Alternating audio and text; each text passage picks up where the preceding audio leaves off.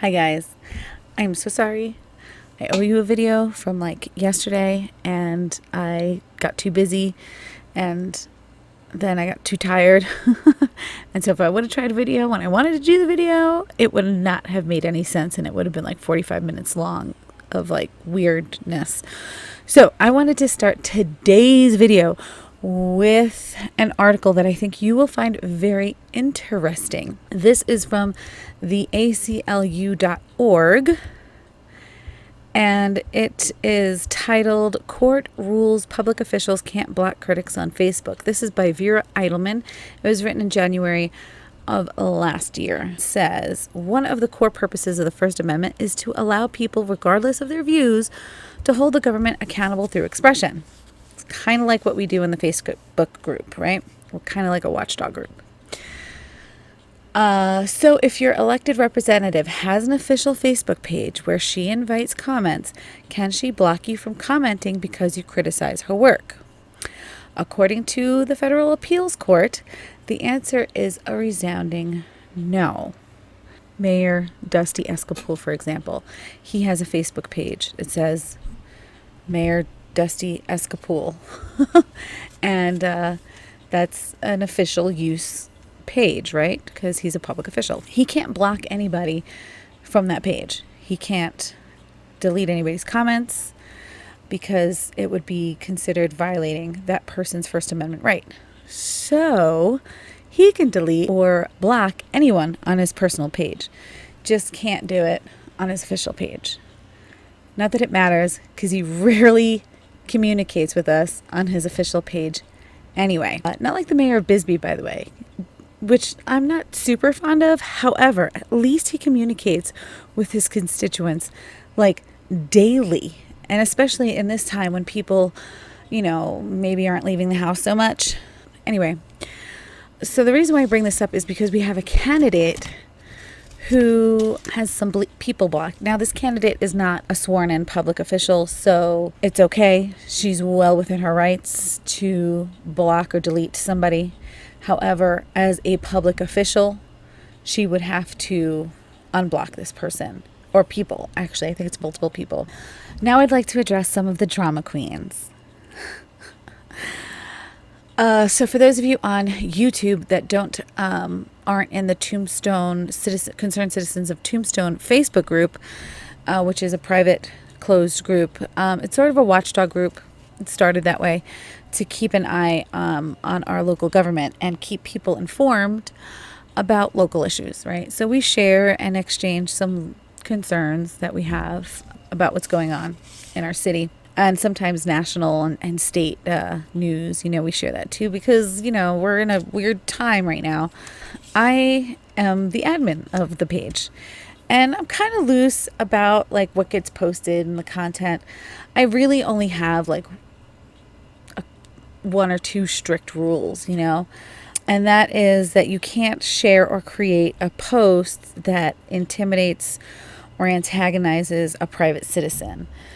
So that's creating a post, right? If you want to go at somebody in the comments, like you go back, because a lot of people like go back and forth in the comments and sometimes it gets absolutely ignorant, then that's on you. That's where the discussion's supposed to take place. And if you want to engage in that discussion, then you can, or you don't have to. Sometimes the posts that aren't supposed to be posted about private people do get by me, but when it comes to my attention, I take care of it. I absolutely do not babysit the comment section. Whatever is posted, right, should serve as a topic of conversation, right? And the comment section is there for discussion.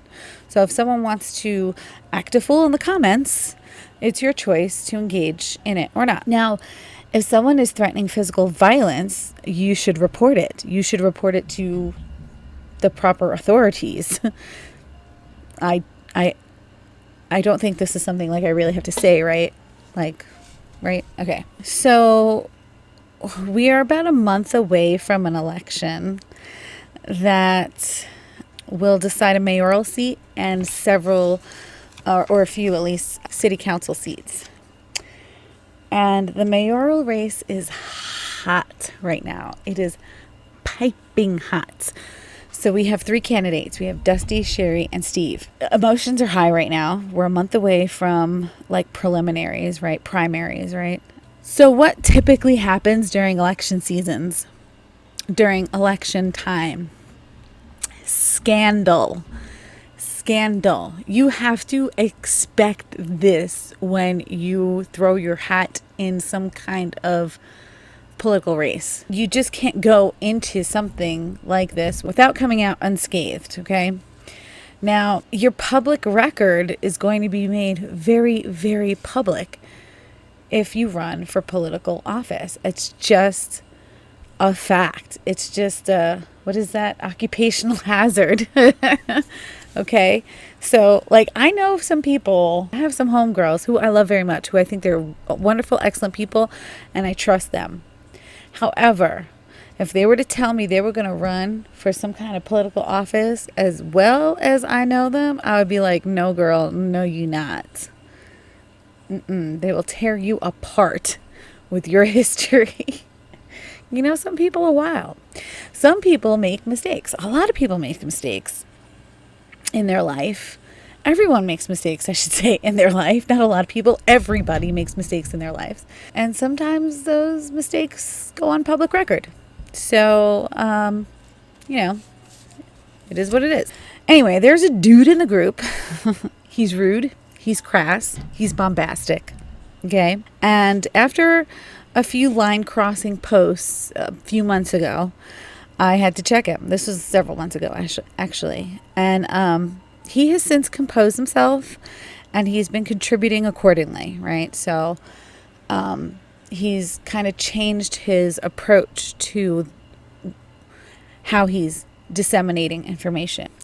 And so he has been asking some pretty provocative questions about some recent history. And then the dude posts documents and emails from people she has allegedly ripped off.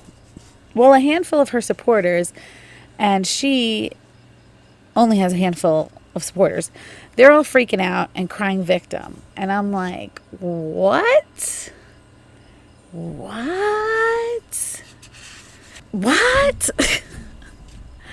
Then I'm thinking, like, what would make someone defend a person that has this much evidence stacked against them? What it seems like evidence anyway, right? And then I was like, well, you know, like I can admit when I'm wrong easier than admitting I'd been fooled or I'd been had or I'd been conned. Because, like, you don't want to feel like you're that stupid or that naive, right? It happens. Or maybe you just don't want to admit that maybe you've been betrayed somehow. I don't know. I'm just thinking about how I would deal with that. But instead of responding to the accusations directly, and she can't directly because she blocked this person like online, right? So she can't answer to him directly, but she has people that can and that are telling her what is being posted. So she has the opportunity to publicly address this since it's being publicly put out there. I don't know. Instead of responding directly to these accusations, she posts this like photo album of personal financial documents about dude who called her out. And you're probably like, so what? Like, what's the difference? Well, kids, the difference is she made herself a public figure by running for office. And what was released by the dude is public information, public records, and statements by other people, written by other people. And this goes against the one strict rule of the group. You don't do that to a private citizen, because that's called doxing, by the way. What she did is called doxing. It's serious. All right. Now remember, he had been out of line several months ago with the way he was addressing her. And at the time, she hadn't put in her paperwork yet as an official candidate. So I told him, hey, that's not cool. You can't do that because she's still, a private citizen. And besides, that's not the way you should go about it anyway, because no one's going to take you seriously and your message will be lost. So her little group of supporters got all offended for her and battled these accusations, accompanied by alleged documentation, with cries of, stop it, you're just a bully. A few broads were even like, stop being such a dick, right, in the comment section. I was like, oh, that's rich. He changed his delivery, his messaging, accordingly. So let me read you the posts that triggered these very delicate creatures. Reading Mrs. R's post, or reading Mr. and Mrs. R's post, I do agree with Danny. Maybe time for those anger management classes again.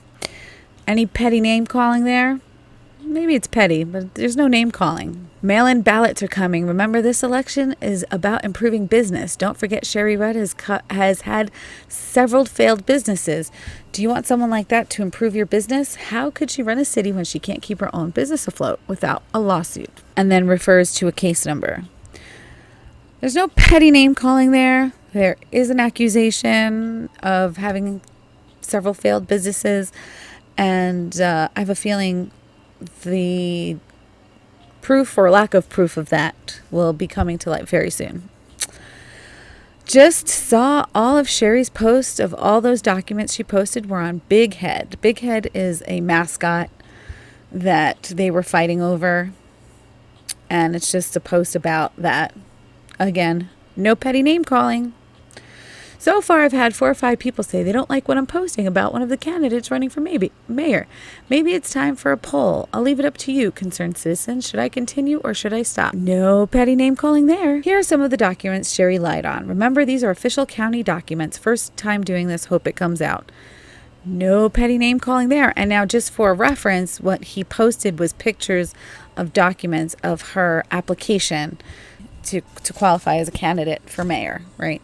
So she had to submit an application, and they are official county documents. Now, he said that she was lying because in it she says she doesn't own a business, and then on one of her actual Sherry for Mayor posts on her page, it says owner-operator of the mustachery. I don't know, but still, no petty name calling. Remember last week when I brought up on Doc Days about Joanna Pakala not coming? Talk as she has a compromised immune system. We were told that there would be an update video by Saturday.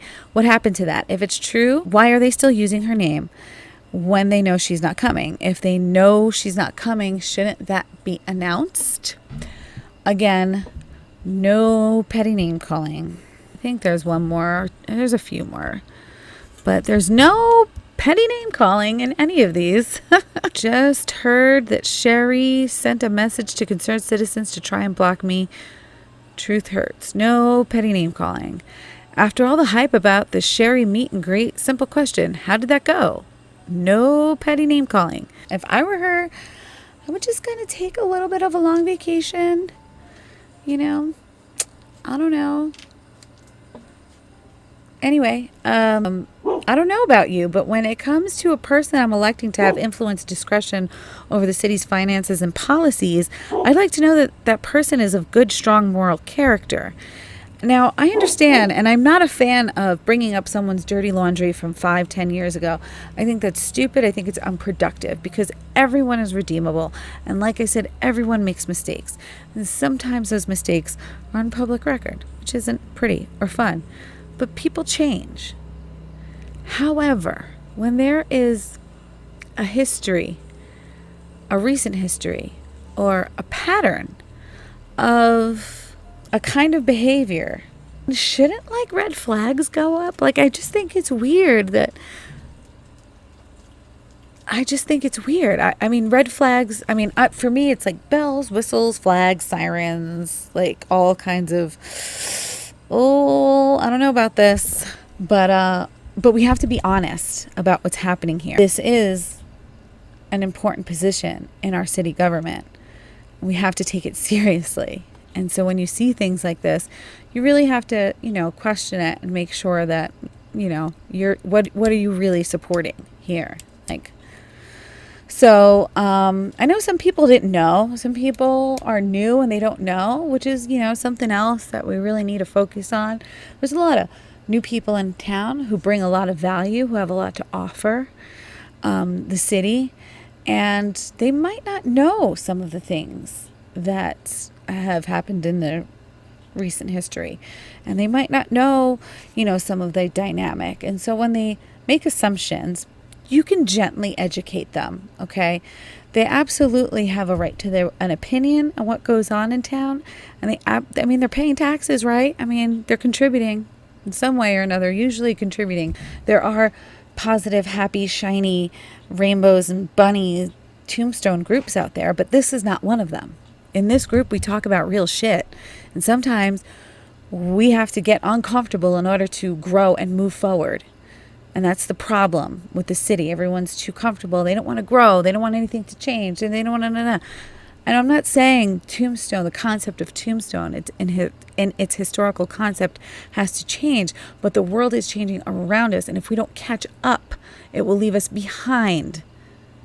So we need to make sure that we elect leadership that can function accordingly, that has a vision that is forward thinking, that can catch up with what's going on in the world. So those of you who are just like, oh, shut up, you're such a bully, instead of challenging them with critical thinking, with a little bit more intellect, telling people to shut up and that they're lies instead of proving that they are, then, I don't know what to tell you. Emotions rarely win a debate. If you're too delicate, if this is too much for you, but this is real shit.